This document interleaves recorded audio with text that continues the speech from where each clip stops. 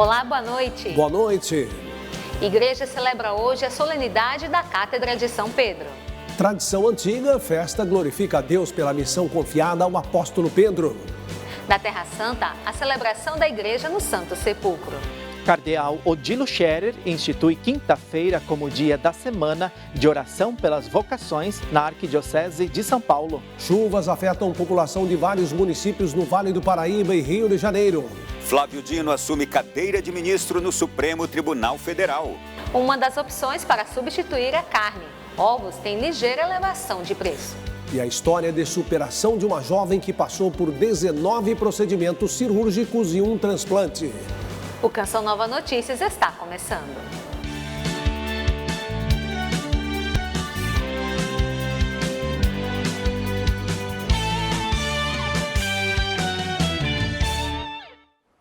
A igreja celebra hoje a solenidade da Cátedra de São Pedro. A festa é tradição antiga nascida no final do século IV e glorifica a Deus pela missão confiada ao apóstolo Pedro, o primeiro papa e seus sucessores. A palavra cátedra é a raiz de catedral, significa assento ou trono. Toda diocese possui uma catedral onde o bispo, autoridade máxima, exerce o pastoreio. O Papa é o bispo de Roma e tem como missão governar e unir toda a igreja. Em Roma, a cátedra é um trono de bronze sustentada pelas estátuas de 4 doutores da igreja. 2 do Ocidente, Santo Agostinho e Santo Ambrósio, e 2 do Oriente, São João Crisóstomo e Santo Atanásio. A Cátedra de São Pedro representa aquele que foi escolhido por Cristo como rocha, sobre o qual a igreja foi edificada. Pedro começou o seu ministério em Jerusalém, depois da ascensão do Senhor e de Pentecostes. A segunda sede de Pedro foi Antioquia, hoje Turquia. Naquela cidade, evangelizada por Barnabé e Paulo, os discípulos receberam o nome de cristãos. Pedro foi o primeiro bispo da igreja. A providência o levou a Roma, onde concluiu com o martírio a difusão do evangelho. Na Basílica de São Pedro, o altar da cátedra permanece iluminado e nas igrejas de todo o mundo, várias missas e orações pelo Papa e suas intenções, como ele sempre pede, mobilizam os católicos. O Vaticano divulgou hoje o tema da edição 110 do Dia Mundial do Migrante e do Refugiado. Deus caminha com seu povo. De acordo com a Secretaria para o Serviço do Desenvolvimento Humano Integral, a mensagem do Papa Francisco para a ocasião vai se concentrar na dimensão itinerante da Igreja, com um olhar especial para os migrantes, ícone contemporâneo da Igreja a caminho. O Dia Mundial do Migrante e Refugiado será celebrado em setembro. Desde o início do seu pontificado, o Papa Francisco dedica especial atenção a essa realidade. Ao longo desta semana, o Canção Nova Notícias tem abordado as práticas quaresmais recomendadas pela Igreja. Hoje nós vamos falar da importância da oração e quem tem os detalhes é Sidney Fernandes, que está em São Paulo. Boa noite, Sidney. Boa noite a você e boa noite a todos que agora nos acompanham. Vamos lá, já falamos de jejum, caridade e agora o assunto é a oração, um dos 3 compromissos que todo cristão católico é chamado a assumir durante a quaresma. A reportagem é de Natália Cassiano e do repórter cinematográfico Rodrigo Tedesco. A quaresma é tempo favorável à prática penitencial. É o período apropriado aos exercícios espirituais e oportunidade para a revisão de vida. Nesses 40 dias e 40 noites, nós também somos convidados, assim como Jesus se retirou para rezar, que nós também paremos, reflitamos a nossa vida e rezemos, nos encontremos com o nosso Criador, nos encontremos com Deus. Silvânia frequenta a Igreja Nossa Senhora da Assunção em Pirituba, região norte de São Paulo, e aproveita o período quaresmal para crescer na vida espiritual. A gente precisa dar um tempo maior, buscar essa espiritualidade mais forte, porque é um tempo de conversão.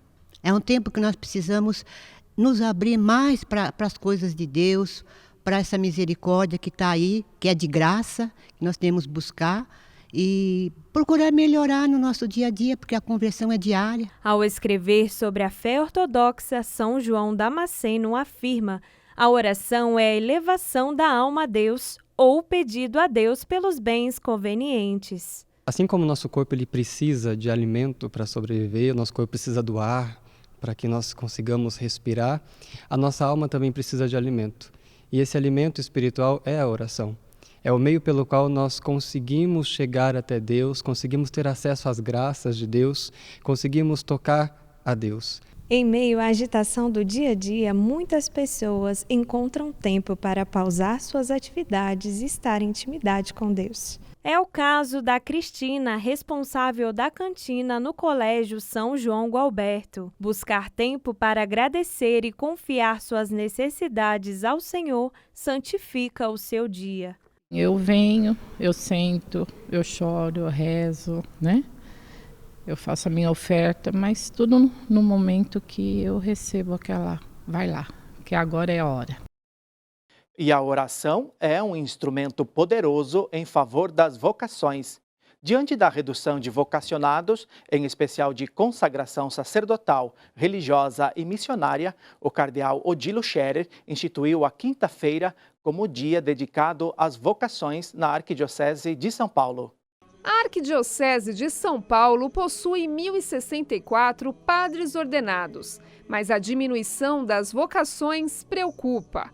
O cardeal Odilo Scherer instituiu a quinta-feira como dia vocacional para a Arquidiocese de São Paulo. Então, esse dia, ele é instituído, afirmado, enfim, será fortalecido para que seja um dia de oração e cada comunidade paroquial e cada comunidade eclesial tenha a oração e o compromisso pelas vocações. Neste seminário, na capital paulista, 6 são os alunos iniciantes na vocação ao sacerdócio.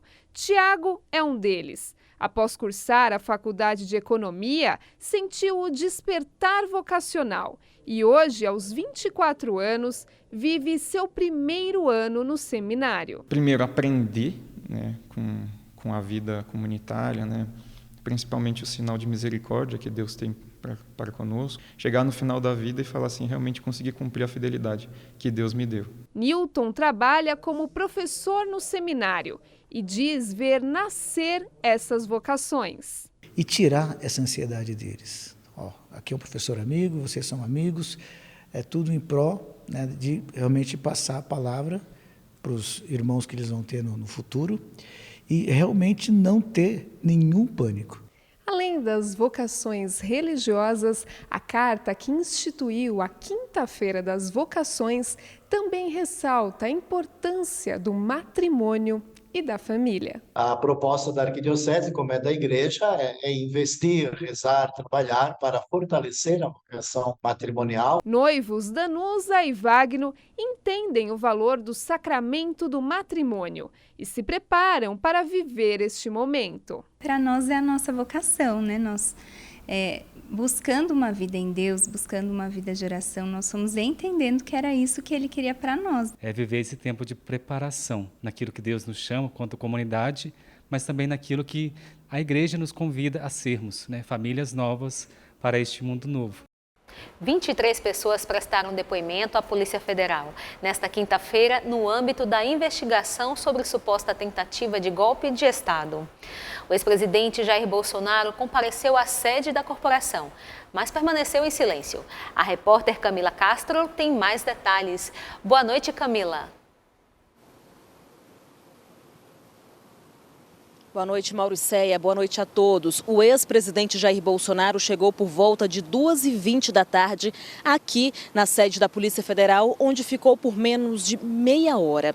Isso porque Bolsonaro optou por ficar calado durante as perguntas feitas pelos investigadores da PF. A defesa informou que ele ficou calado porque, abre aspas, não é simplesmente o uso do exercício constitucional permanecer em silêncio, mas uma estratégia baseada no fato de que a defesa não teve acesso a todos os elementos por quais estão sendo imputados ao presidente a prática aí de certos delitos. Fecha aspas. A defesa também alega a falta de acesso à delação de Mauro Cid, ex-ajudante de ordens de Bolsonaro, e as mídias obtidas em celulares apreendidos de investigados. Os advogados disseram ainda que Bolsonaro não abre mão de prestar depoimento, o que fará assim que seja garantido o acesso solicitado, e que o ex-presidente nunca foi simpático a qualquer tipo de movimento golpista. Além de Bolsonaro, outros investigados compareceram para prestar depoimento, entre eles o ex-ministro e candidato a vice-presidente pelo PL nas eleições de 2022, Braga Neto, o presidente do PL, Valdemar Costa Neto, e o ex-ministro da Justiça, Anderson Torres. Os depoimentos fazem parte da Operação Tempus Veritatis, deflagrada pela Polícia Federal há cerca de 2 semanas. De acordo com as investigações, houve uma suposta tentativa de golpe de Estado. Por hoje é só, eu volto com vocês. Boa noite. Obrigada, Camila. Boa noite.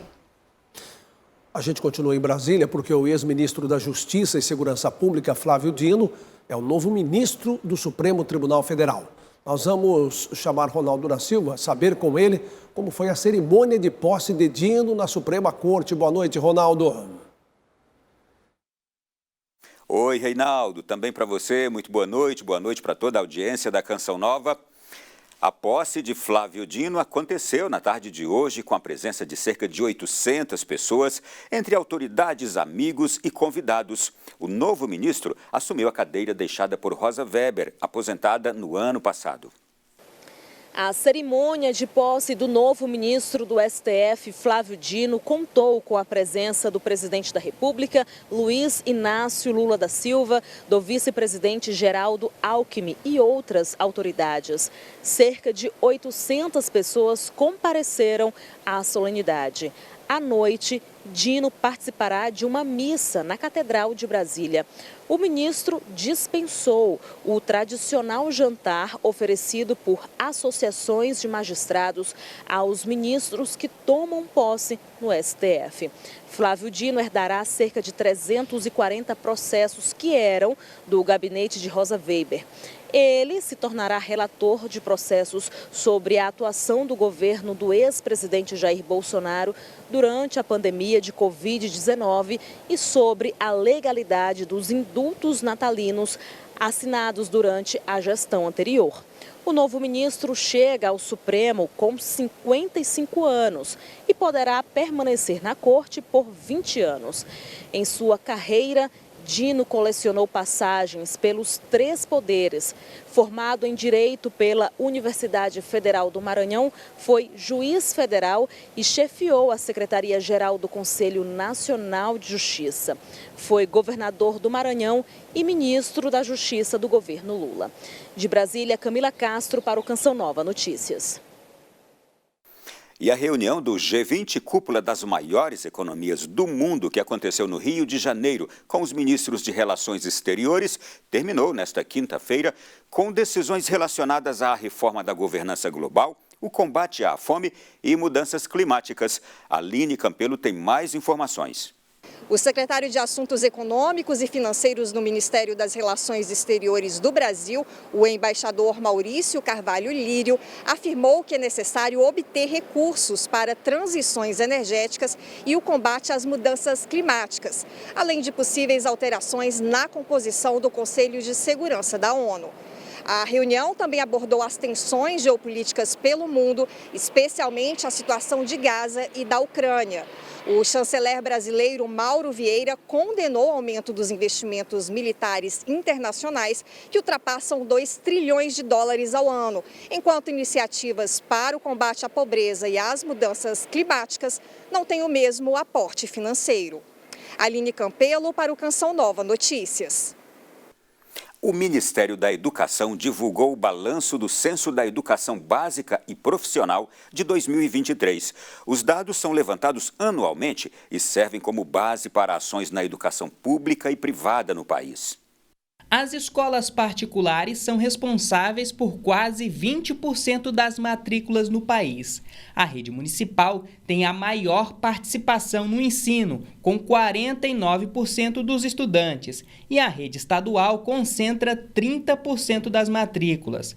A rede privada de ensino registrou uma alta de quase 5%, enquanto a rede pública perdeu 500 mil de estudantes em comparação com o ano de 2022.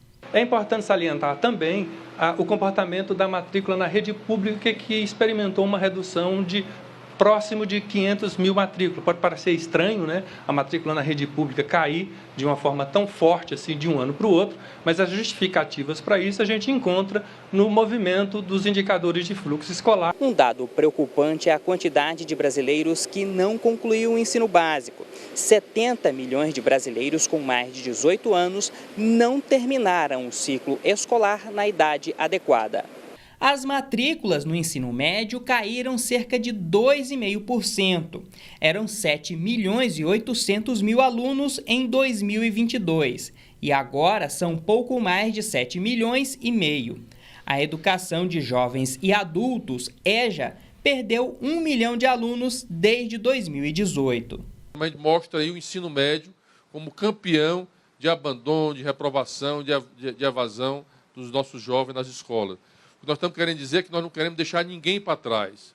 É exatamente garantir que a gente possa reverter essa tendência do jovem ter que precisar ir para a EJA lá na frente. O Ministério da Educação e o INEP lançaram o Educacenso, plataforma para acesso aos dados da educação no país. Todo brasileiro pode buscar informações de acordo com a modalidade de ensino, seja no setor público ou privado. É uma inovação que o INEP está trazendo no sentido de facilitar o acesso às estatísticas que o INEP produz, aos resultados das pesquisas que o INEP disponibiliza. A missão de evangelizar nunca foi fácil, mas é cada vez mais árdua e exigente a cada dia. No Além da Notícia desta noite, falaremos sobre o desafio da transmissão da fé hoje. Receberemos em nossos estúdios a presença ilustre de Dom Leomar Brustolin, arcebispo de Santa Maria, no Rio Grande do Sul, e presidente da Comissão Episcopal para a Animação Bíblico-Catequética da CNBB. É daqui a pouco, às 10 da noite, aqui na TV Canção Nova, e eu aguardo você. Encerramos por aqui nossa participação de hoje. Amanhã estaremos de volta com mais notícias de Brasília. Boa noite. Bom descanso, Ronaldo. A Agência de Programa Alimentar da ONU informou que o conflito armado no Sudão está causando insegurança alimentar e desnutrição em níveis bastante elevados. O Programa Alimentar Mundial alerta que milhões de pessoas lutam contra a fome no Sudão. Na região, há uma disputa de forças leais a dois generais que querem assumir o poder no país africano. Segundo a Agência Alimentar da ONU, cerca de 25 milhões de pessoas enfrentam desafios para se alimentar, ao mesmo tempo que outras milhares se deslocam para países vizinhos, fugindo dos conflitos e da fome.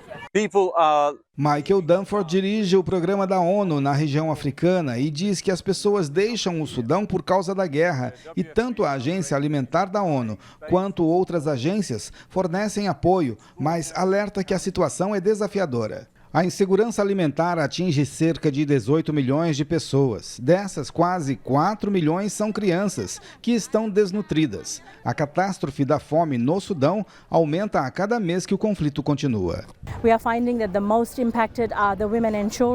A nutricionista afirma que as taxas de desnutrição são altas e que os mais afetados são mulheres e crianças. O programa, de acordo com ela, oferece serviços e socorros quando atravessam a fronteira ou se deslocam para outras localidades. De acordo com um levantamento da Caritas Internacional, o Sudão do Sul e a vizinha República Democrática do Congo atravessam grave crise humanitária há mais de 20 anos, esquecida pela mídia. A Caritas e as igrejas locais mantêm o trabalho missionário e oferecem ajuda para aliviar o sofrimento das populações. O Papa Francisco expressou preocupação com a situação. Após a oração do Ângelus do último domingo, o pontífice voltou a lançar um apelo pela paz. Chiedo di nuovo alle parti belligeranti di fermare questa guerra. Peço que parem com esta guerra que provoca tanto mal. Rezemos por caminhos de paz para construir um futuro para o querido Sudão. Após o intervalo, chuva persistente afeta a população no Rio e no Vale do Paraíba. E a história de uma jovem que passou por 19 procedimentos cirúrgicos e um transplante.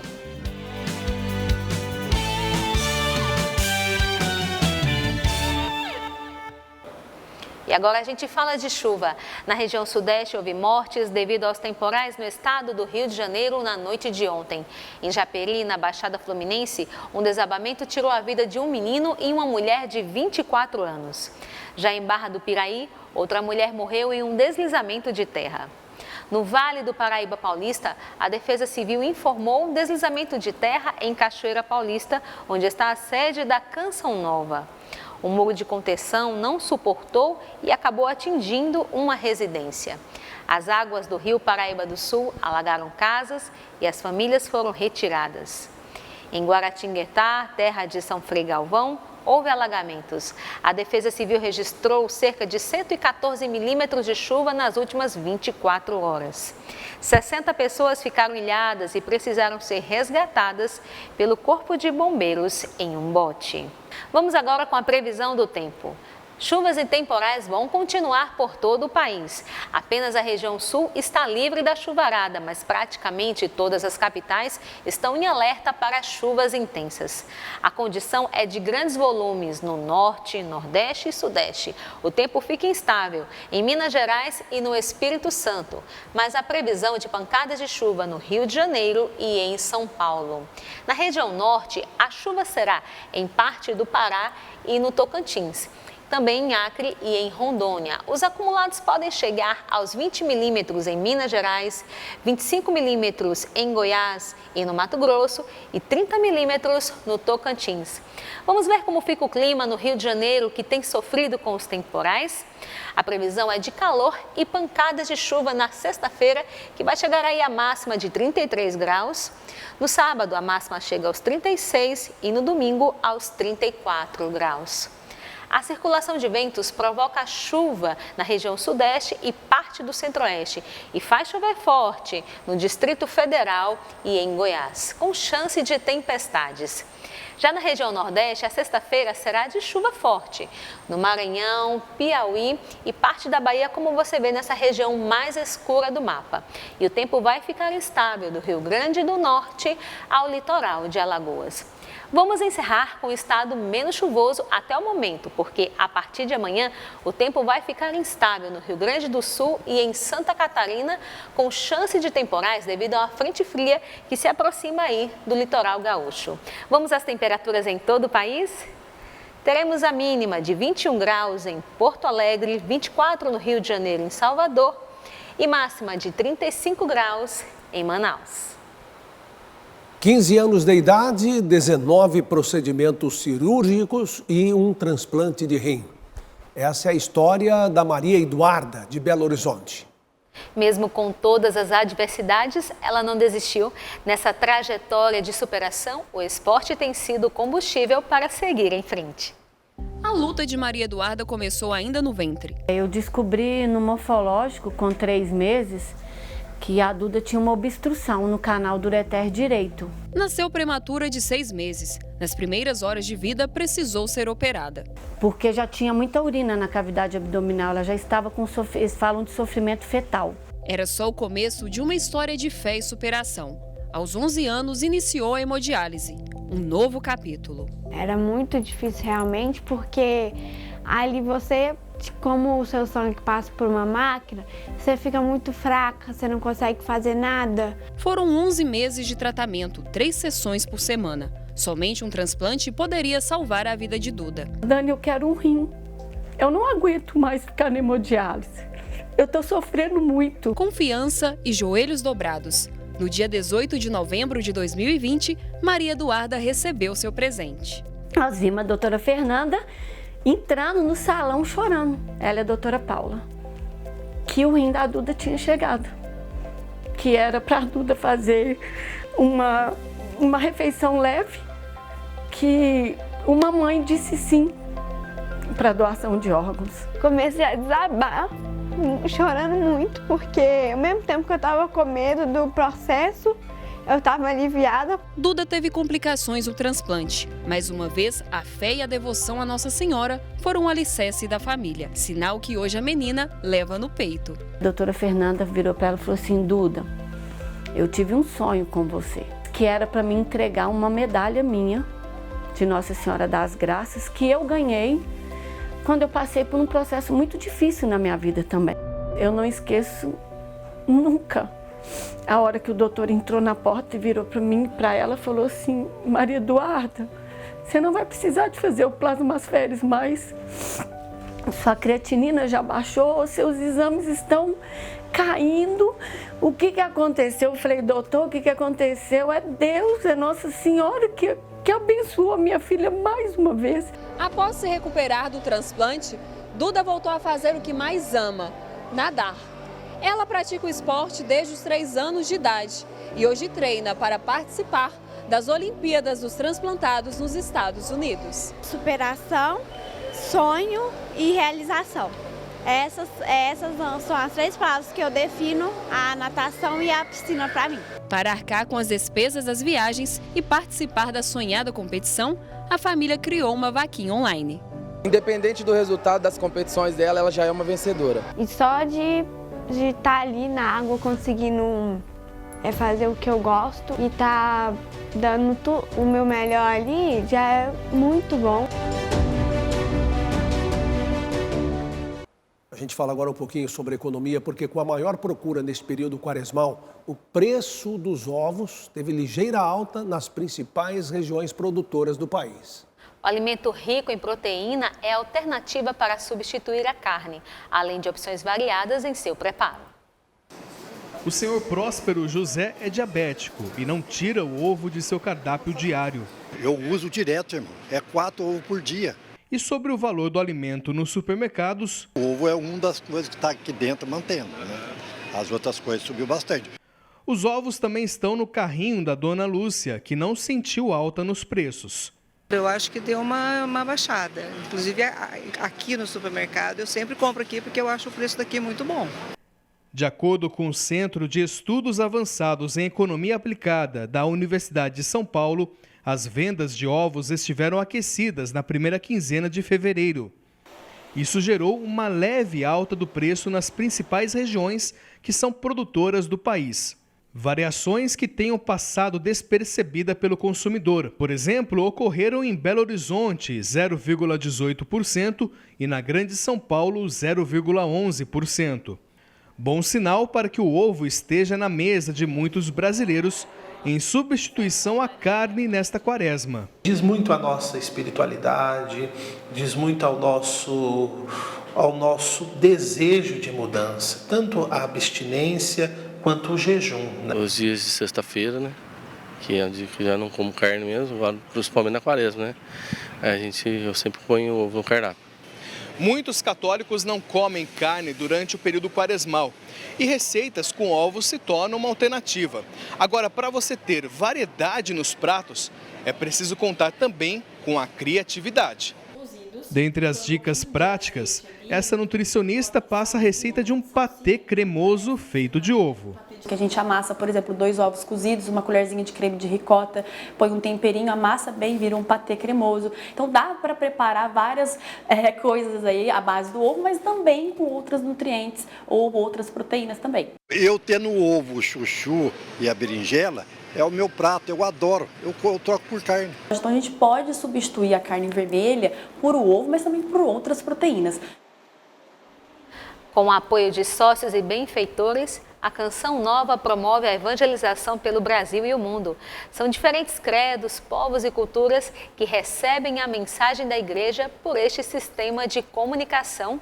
Estamos com 74% da campanha do projeto Dai-me Alma de fevereiro, mês mais curto. Faltam 5 dias úteis para terminar o mês e a Canção Nova conta com você para seguir nesta jornada evangelizadora.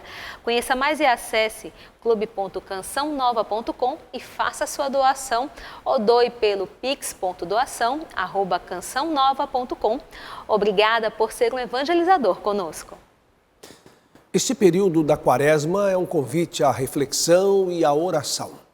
Foi em uma quinta-feira que Jesus Cristo instituiu o sacramento da Eucaristia, um dia dentro da liturgia da igreja dedicado à adoração.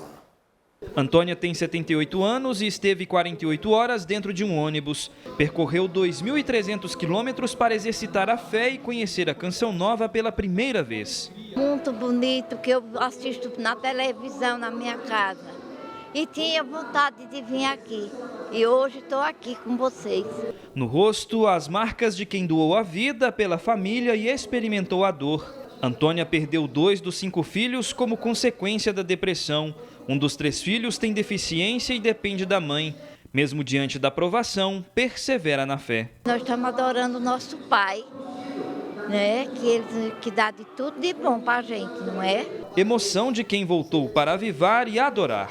Um sinal muito grande, né, da comunhão com Jesus, quinta-feira, o dia que a gente recorda a instituição da Eucaristia, estar aqui num lugar também que vem nos recordar a misericórdia do Pai por todos nós, então é muito significativo. A Eucaristia é o verdadeiro alimento do homem, afirma a Igreja ao dizer que Jesus a deu de presente para a humanidade. Ter acesso ao pão da vida é a forma mais poderosa de viver em intimidade com Deus. Isso é uma afirmativa correta, uma encíclica que o Papa João Paulo II fez sobre a Eucaristia, onde ele diz que da Eucaristia emana todas as graças. Então, para dizer, ela é essencial para nós. O Catecismo da Igreja, no parágrafo 2096, ensina que adorar a Deus é reconhecê-lo como Criador e Salvador, Senhor e dono de tudo quanto existe, amor infinito e misericordioso. Nós colocamos a Eucaristia como centro das nossas vidas e da comunidade cristã. A família de Juscelia não frequenta a igreja. Em suas preces, consagra seu lar a Jesus Eucarístico. E hoje Deus me concedeu até mesmo eu ser uma intercessora da casa do Pai, do grupo de oração. O dia permite esse gesto, acolhimento. Diante das dificuldades, a resiliência, fé madura e amor sincero. Recolhimento no silêncio, reconhecimento de Jesus como único Senhor e Salvador. É uma bênção, é o céu aberto. Lá onde não achou. Neste tempo quaresmal, além das celebrações diárias, as comunidades presentes no Santo Sepulcro na Terra Santa organizam momentos de oração próprios do tempo litúrgico e, assim, orientam os peregrinos no caminho espiritual rumo à Páscoa.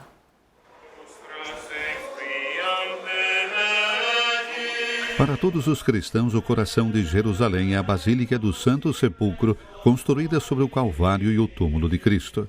Memorial dos últimos acontecimentos da vida terrena do Deus, que se fez homem para nossa salvação, morreu e no 3º dia ressuscitou, segundo as Escrituras. No tempo quaresmal, além das celebrações cotidianas pré-definidas, as comunidades presentes no Santo Sepulcro organizam momentos de oração específicos do tempo litúrgico e, assim, orientam os peregrinos no caminho espiritual rumo à Páscoa do Senhor. À noite, porém, as portas da Basílica se abriram para a celebração da vigília, presidida por Frei Francisco Paton, custódio da Terra Santa, durante a qual foram recitados os salmos do ofício das leituras.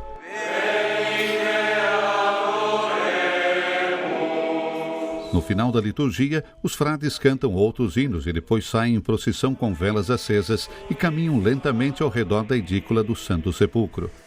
Somente o custódio entra na edícula para rezar diante do túmulo vazio. E, finalmente, voltando juntos à capela do Santíssimo, é proclamado o Evangelho da Ressurreição. Surrexit enim sicut dixit, venite, videte locum. Durante o dia, apesar da situação na Terra Santa, vimos alguns peregrinos e visitantes na Basílica que puderam expressar a sua devoção e amor por este lugar santo. Os lugares santos de Cristo em Jerusalém são definidos pelos padres da Igreja Umbigo da Terra. São, por excelência, as fontes de onde o homem absorve a salvação e a vida. Os 2 lugares santos estão relacionados e são inseparáveis, assim como o mistério pascal da morte e ressurreição de Jesus Cristo, que aqui se realizou e que se realiza todos os dias.